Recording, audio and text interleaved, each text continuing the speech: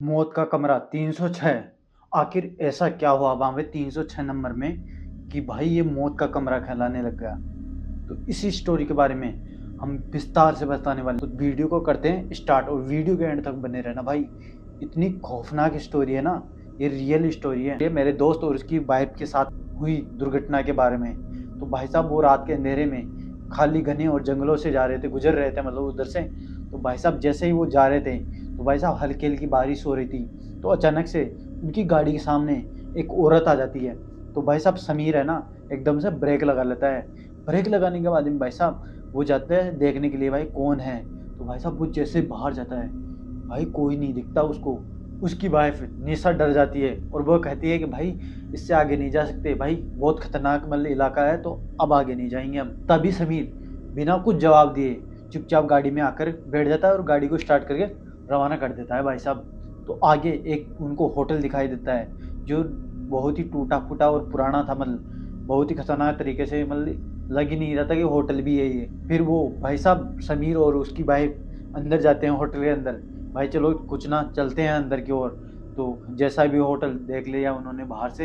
तो जैसे अंदर की ओर एंट्री मारे होटल के अंदर, तो समीर और निशा ने देखा कि एक काउंटर पर, मतलब कि जो रिसेप्शन होता है वहां पर, एक मिश्रा जी के नाम से एक बुढ़ा डोकरा बैठा हुआ था। उनको देखकर घबरा गए क्योंकि वो उनको घूरी ऐसी प्रकार से रहता है कि पूछो ही मत। मिश्रा जी उनको देखकर बोलते हैं, होटल में तो रुक सकते हो पर लेकिन एक गलती कभी भी मत करना, और ये गलती है कि 306 नंबर कमरे में कभी भी मत जाना, उस साइड जाने की कोशिश भी मत करना। समीर और निशा एक दूसरे को देखते हैं कि भाई आखिर 306 नंबर कमरे में ऐसा क्या है कि ये जाने के लिए मना कर रहा है। जैसे जैसे वो कमरे की तरफ जाते हैं समीर और निशा, वैसे भाई उस होटल के स्टाफ डरे हुए थे। एक दूसरे फुसफुसाहट में क्या पता क्या क्या बातें करने लग गए। चलो वो कुछ भी नहीं, 306 के अलावा दूसरे कमरे में जाकर आराम करने लगते हैं। पर लेकिन समीर को नींद नहीं आती बिल्कुल भी, कतई भी। तो वो बेचैन होकर होटल की लॉबी में घूमने लग जाता है। वो गलियारों में भाई बिल्कुल सुनसान अंधेरा पड़ा हुआ था।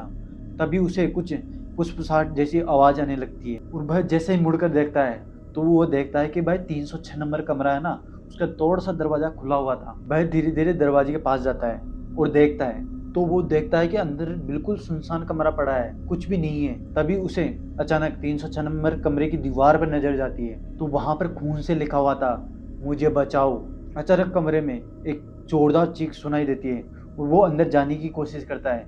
दरवाजा ऑटोमेटिक बंद हो जाता है। डर के मारे वो अपने कमरे में जाने की जल्दबाजी करता है। उसे लगता है कि उसका कोई पीछा कर रहा है। अगले दिन समीर इस होटल के बारे में रिसर्च करने लग जाता है कि भाई ऐसा आखिर है क्या 306 नंबर कमरे में। और उस रिसर्च में उसे पता चलता है कि ये होटल नहीं था, एक हवेली थी जहाँ 50 साल पूर्व एक रहस्यमयी तरीके से एक लड़की की मौत हुई थी। और कहा जाता है कि उस लड़की की आत्मा अभी भी उसी चारों तरफ भटक रही है उस होटल के अंदर। और जिसने भी कमरा नंबर 306 यूज किया है, मतलब उसमें रहा है, वो कभी वापस जिंदा लौट कर नहीं आया बाहर। तभी अचानक तरीके से होटल की लाइटें बंद हो जाती है और निशा को कुछ हंसने की आवाज आने लग जाती है। वह पलटकर देखती है तो उसे कांच के अंदर एक सफेद साड़ी पहने हुए एक लड़की की परछाई दिखाई देती है। रात को समीर और निशा अपने कमरे में सो रहे थे, तभी दरवाजा अचानक खुलने लग जाता है और समीर का फोन बजने लगता है। फोन की स्क्रीन पे एक अनजान नंबर होता है। तभी फोन उठाकर समीर बात करने लगता है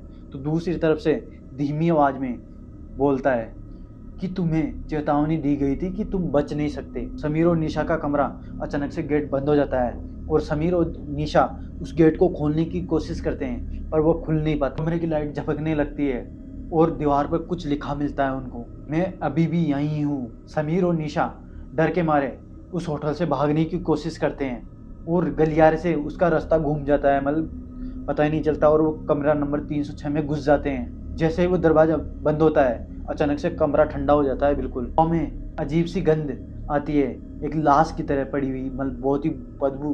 तभी दीवार पर एक धुंधली आकृति उभरती है और उसमें एक लड़की की आत्मा फंसी होती है। कमरा अचानक से हिलने लगता है और छत से खून टपकने लग जाता है भाई। समीर और निशा बहुत जोर जोर से चिल्लाते हैं पर लेकिन वो आवाज बाहर नहीं जाती है। निशा कुछ मंत्र पढ़ती है और दरवाजा खुल भी जाता है। तेजी से होटल के बाहर भागने की कोशिश करते हैं। जैसे ही वो गाड़ी में बैठते हैं, इंजन स्टार्ट करते हैं, समीर शीशे से पीछे की ओर देखता है तो वो लड़की उनको घूरती रहती है। गाड़ी तेजी से सड़क की ओर बढ़ने लगती है और समीर को लगता है कि गाड़ी की पिछली सीट पर कोई ना कोई बैठा हुआ है। निशा धीरे धीरे पीछे की ओर मुड़ती है और उसकी आंखें बहुत ही बड़ी हो जाती है डर के मारे। और पीछे की साइड एक लड़की बैठी होती है जो कि हल्की सी मुस्कान के साथ बैठी होती है। स्क्रीन ब्लैक हो जाती है, बस सिर्फ डरावनी आवाज़ की हंसने की आवाज़ आने लग जाती है।